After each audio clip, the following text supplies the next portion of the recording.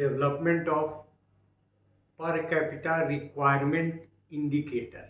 Development आप समझ रहे हैं, पर कैपिटा क्लियर है, पर कैपिटा रिक्वायरमेंट, और एक वर्ड है यहाँ इंडिकेटर। आप देखते हैं ना, लाइट जल रहा है, इंडिकेटर।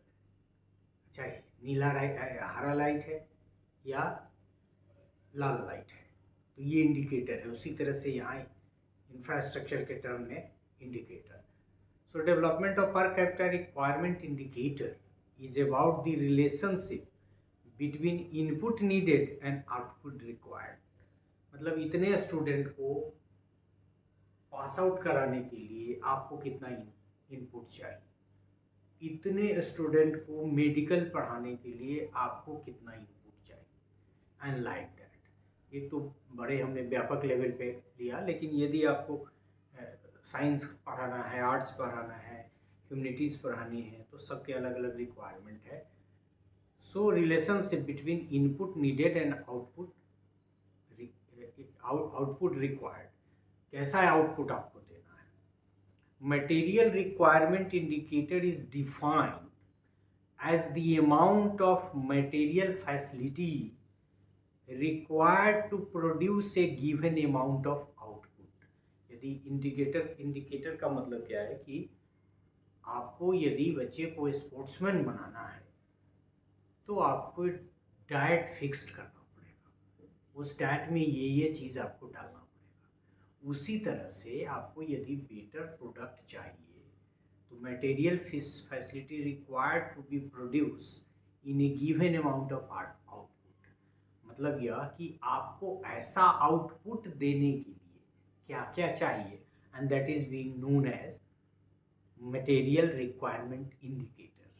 ये चाहिए, जैसे हमने एग्जांपल दिया इनरिचमेंट, ये चाहिए, लैब चाहिए, इतनी सुविधा चाहिए, स्पोर्ट्समैन आपको बनाना है तो इस तरह की ट्रेनिंग की सारी सुविधा चाहिए, एस्ट्रोटर्फ चाहिए। The combinations of various material facilities are put together in an input matrix। मतलब ये सब रिक्वायरमेंट है, तो इनपुट मैट्रिक्स का मतलब है कि ये इतना, ये सामान इतना, ये and like that.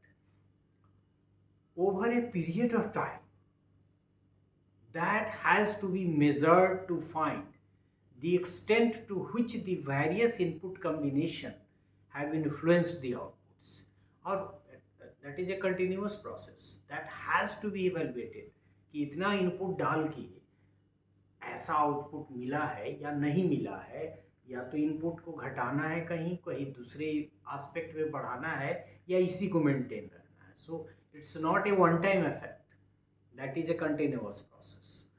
This exercise is to identify the influence of input and on output।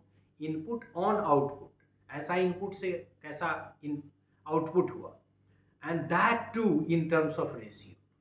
मतलब इनपुट और आउटपुट का ratio x is to y, x is to y।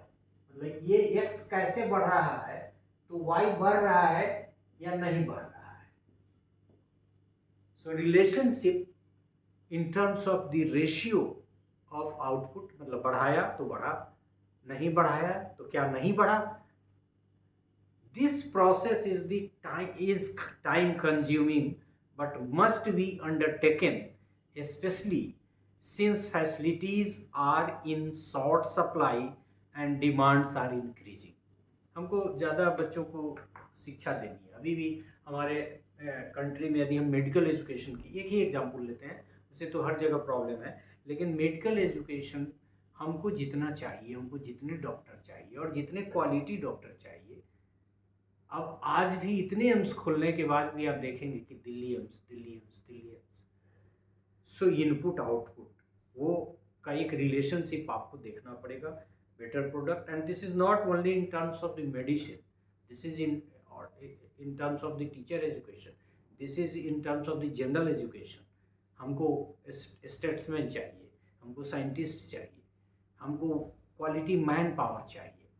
Then we have to understand the relationship between input and output, and this is important because we are not in a position to supply the facilities, rather input, in a large number, that is short. तो खर्च उसका सही जगह पे होना चाहिए. Scarce resources must be utilized properly. So this is all about this part, development of per capita requirement indicator. Thank you.